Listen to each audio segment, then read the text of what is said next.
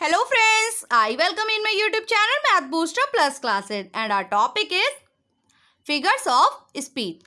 Last video में हमने देखा था सिमली फिगर ऑफ स्पीच और आज की वीडियो में हम देखेंगे मेटाफर। मेटाफर जिसको हम इम्प्लाइड सिमली भी कहते हैं, इसको हिंदी में कहा जाता है रूपक अलंकार।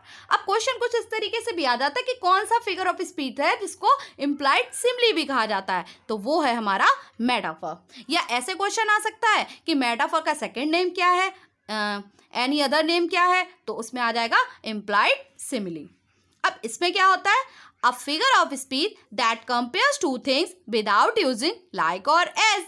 अब कंपैरिजन इसमें भी देखने को मिलता है, two different type of things इसमें भी देखने को मिलती है, कॉमन क्वालिटी इसमें भी देखने को मिलती है, लेकिन लाइक और एज जैसे वर्ड यूज में नहीं आते हैं। जैसे कि हमने सिमली में यूज किए थे लाइक और एज, यहाँ पर लाइक और एज का यूज नहीं करेंगे, बाकी कंपैरिजन सेम वैसा ही होगा जैसा कि सिमली में होता है।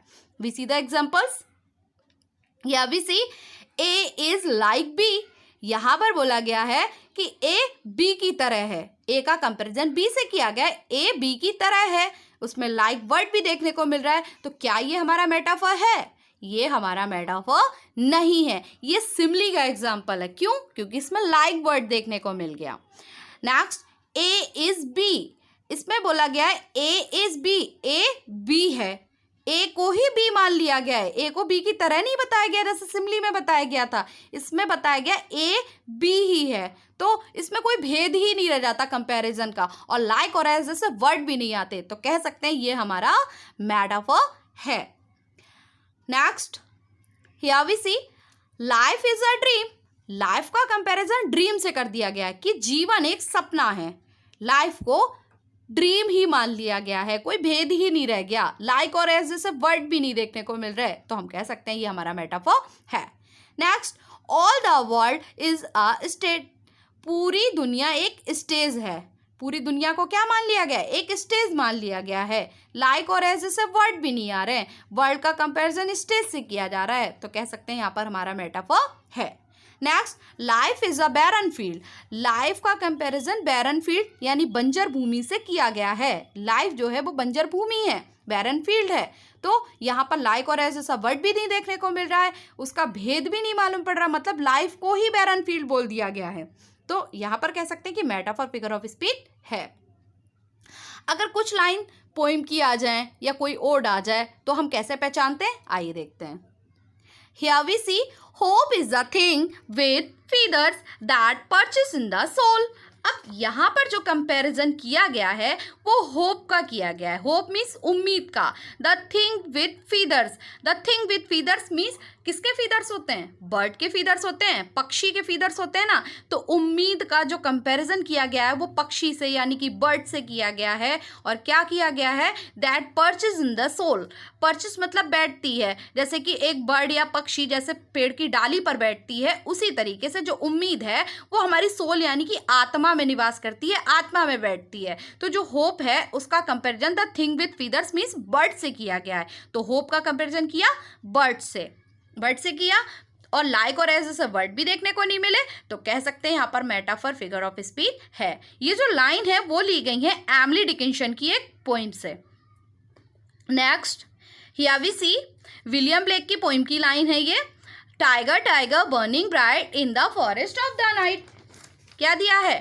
टाइगर टाइगर टाइगर, आप कहेंगे टाइगर की तो स्पेलिंग होती है TIGER, यहाँ पर TYGER दे रखी है, तो मैं उनको बता दूं जो ऐसा सोच रहे हैं कि पुराने टाइम में जो यूज़ की जाती थी स्पेलिंग वो TYGER ही यूज़ की जाती थी, लेकिन अब जो चलन में आया है वो TIGER आ गया है, अब उसको TYGER के रूप में नहीं लिखते हैं।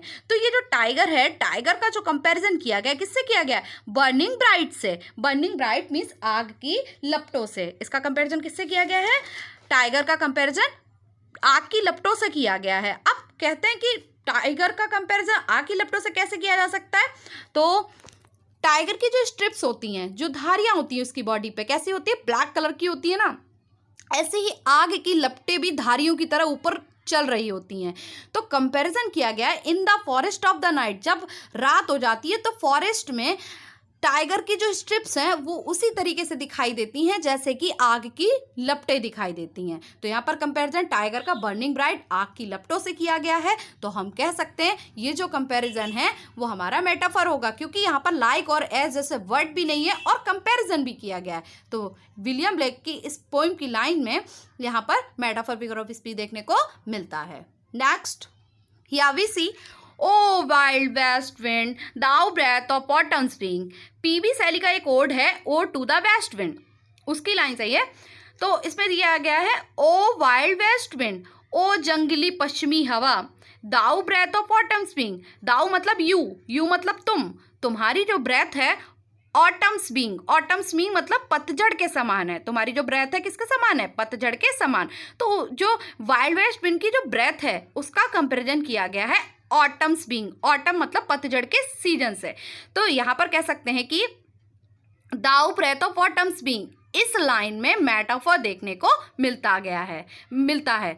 कंपैरिजन किया गया ब्रेथ का ऑटम से, तो यहाँ पर मेटाफर है। लाइक और एज जैसे वर्ड भी नहीं है यहाँ पर, तो कह सकते हैं यहाँ पर मेटाफर फिगर ऑफ स्पीच है। अब एक लाइन में कई फिगर ऑफ स्पीच हो सकते हैं अगर उनको हम अच्छे से चेक कर पाएँ। तो हम इन लाइंस को अगर चेक करते रहेंगे, पोएम की लाइंस में ढूंढने लगेंगे, तो हमको दिखाई देगा कि कौन सी लाइन में कौन सा फिगर ऑफ स्पीच देखने को मिलता है। बाकी मैं बाद में।